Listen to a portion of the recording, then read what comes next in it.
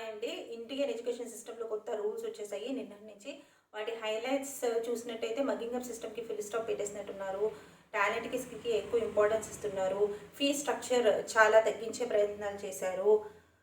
So in డెప్త్గా వెళ్తే and more over regional లాంగ్వేజెస్కి కూడా ఇంపార్టెన్స్ బాగా ఇచ్చారు. సాంస్క్రిట్ని ఒక లాంగ్వేజ్ లాగా ఇంట్రడ్యూస్ చేసే అవకాశాలు ఎక్కువగా ఉన్నాయి.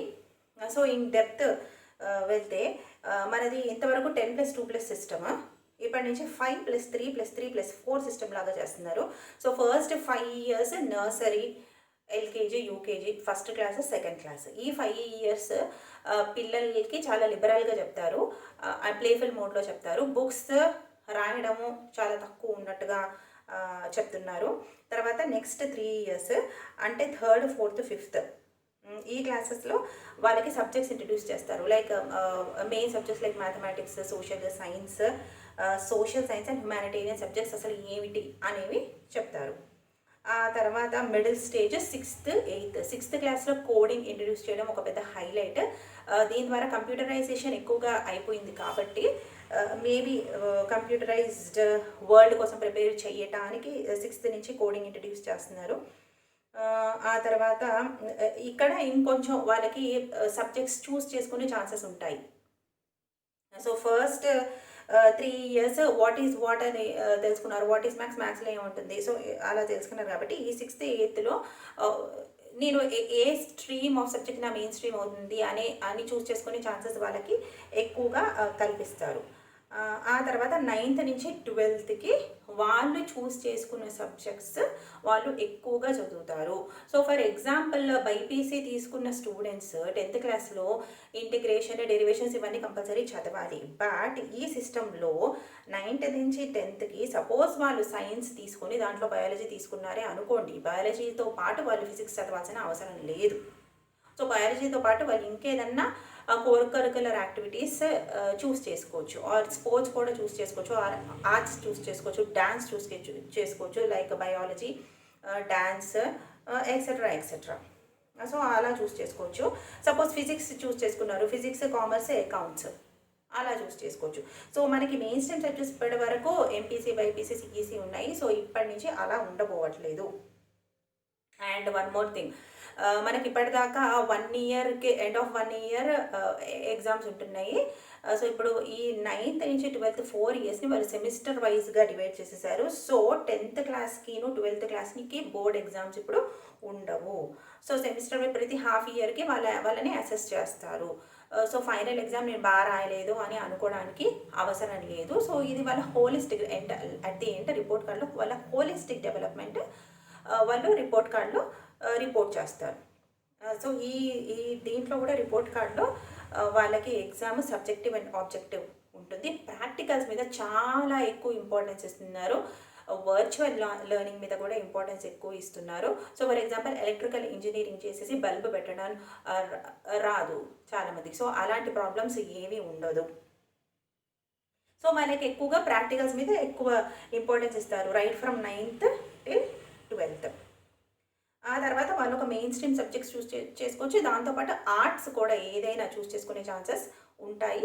వాళ్ళ ఎండ్ ఆఫ్ ది రిపోర్ట్ కార్డులో art and main stream subject ఈ రెండింటి మీద వాళ్ళ అసెస్మెంట్ జరుగుతుంది. అండ్ పియర్ అసెస్మెంట్ కూడా ఒకటి ఇంట్రడ్యూస్ చేస్తున్నారంటే, అంటే వాళ్ళ ఫ్రెండ్స్ కూడా మన ఫ్రెండ్స్ కూడా మనల్ని అసెస్ చేయొచ్చు అనమాట. అది కూడా వాళ్ళ రివ్యూస్ కూడా మన రిపోర్ట్ కార్డులో ఉంటాయి. అండ్ ఇది 12th వరకు. సో వన్ మోర్ థింగ్, ఈ 12th రిజల్ట్ ఎవరైనా పిల్లలకి నచ్చకపోతే they can go for common aptitude test after their 12th. ఈ ఛాన్స్ కూడా వాళ్ళకు ఉంది. దీని తర్వాత డిగ్రీకి వస్తే, డిగ్రీ మనకి ఇప్పటి వరకు 3 years, ఇప్పటి నుంచి first, second 1, 2, 3, 4 years of degree ఉంటుంది. సో ఫస్ట్ ఇయర్ చదివేసి ఏదైనా కారణాల వల్ల ఆగిపోతే అది క్రెడిట్, వాళ్ళకు వచ్చిన మార్క్స్ క్రెడిట్ లాగా వాళ్ళకి పాయింట్స్ యాడప్ అయిపోతాయి అన్నమాట. అండ్ ఇది డిజిటలైజ్ చేసేస్తారనమాట. సో వాళ్ళు బ్రేక్ తీసేసుకొని some amount of years or some amount of period break తీసుకొని సెకండ్ ఇయర్ డిగ్రీ మళ్ళీ కంటిన్యూ చేయొచ్చు. సో ఫస్ట్ ఇయర్ డిగ్రీ ఒకటే కంప్లీట్ చేస్తే వాళ్ళకు ఒక సర్టిఫికేట్ ఇస్తారు. 2 years ఆఫ్ డిగ్రీ కంప్లీట్ చేస్తే డిప్లొమా సర్టిఫికేట్ ఇస్తారు. థర్డ్ ఇయర్ కంప్లీట్ చేస్తే నార్మల్ డిగ్రీ కంప్లీట్ చేసినట్టు అవుతుంది. దీంతో వాళ్ళు జాబ్స్ చేసుకోవాలి అని అనుకుంటే they can go for jobs and they get a degree certificate after third year. Fourth year కూడా చేయొచ్చు. ఎవరికైనా రీసెర్చ్లో ఎక్కువ ఇంట్రెస్ట్ ఉంటే వాళ్ళు ఫోర్త్ ఇయర్ చేయొచ్చు. ఇది డిగ్రీ గురించి. సో దీన్ని multi entry multi exit points అని చెప్తున్నారు. ఈ సిస్టమ్ అయితే చాలా బాగుంది. బికాజ్ చాలామంది కంటిన్యూ చేయలేకపోవచ్చు, డిస్కంటిన్యూ చేయొచ్చు. సో 1 year చేసి ఆపేస్తే second year or third year join అవ్వాలి అని అనుకుంటే మళ్ళీ 1 year చదవాల్సిన అవసరం వచ్చేది ఇప్పటి నుంచి అలాంటి ప్రాబ్లం ఉండదు. So this is the best thing I can say.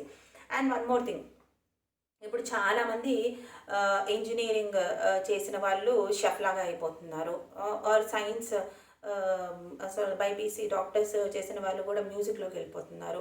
So ఇప్పటి నుంచి ఆ ప్రాబ్లం ఉండదు. సో వాళ్ళకి సిక్స్త్ క్లాస్ నుంచి దే హ్యావ్, సిక్స్త్ క్లాస్ అంటే ఆల్మోస్ట్ 11 years నుంచి వాళ్ళని లైక్ ట్రైనప్ చేస్తారు అండ్ ఏ సబ్జెక్ట్ తీసుకోవాలి అని. సో వాళ్ళ బేస్ కూడా చాలా బాగుంటుంది. And people at the end of 12th are degree వాళ్ళు పర్ఫెక్ట్ అయిపోతారు. వాళ్ళ సబ్జెక్ట్స్లో వాళ్ళు పర్ఫెక్ట్ అయిపోతారు. అలా అని వేరే సబ్జెక్ట్స్ రావా అని కూడా లేదు. బికాస్ థర్డ్ నుంచి 5th వాళ్ళకి ఒక నార్మల్ హై లెవెల్ అండర్స్టాండింగ్ ఇస్తున్నారు కాబట్టి ఐ థింక్ వాళ్ళకి ఆ నాలెడ్జ్ కూడా ఉంటుంది. అట్ ది సేమ్ టైం వాళ్ళు ఏ సబ్జెక్ట్ అయితే చూస్ చేసుకుంటున్నారో దాంట్లో పర్ఫెక్షనిస్ట్ అయ్యే ఛాన్సెస్ చాలా ఎక్కువగా ఉన్నాయి. సో ఈ సిస్టమ్ మెయిన్గా ఫోకస్ చేసేది హయ్యర్ ఎడ్యుకేషన్ ఎక్కువ ప్రోత్సహించడానికి, our number of people who are educated at a higher level ఇది ఇంక్రీజ్ చేయడానికి. హోప్ఫుల్లీ మన గవర్నమెంట్ ఆ పర్పస్ ఫుల్ఫిల్ చేస్తుందని అనుకుంటున్నాను. But provided that we have very good faculty.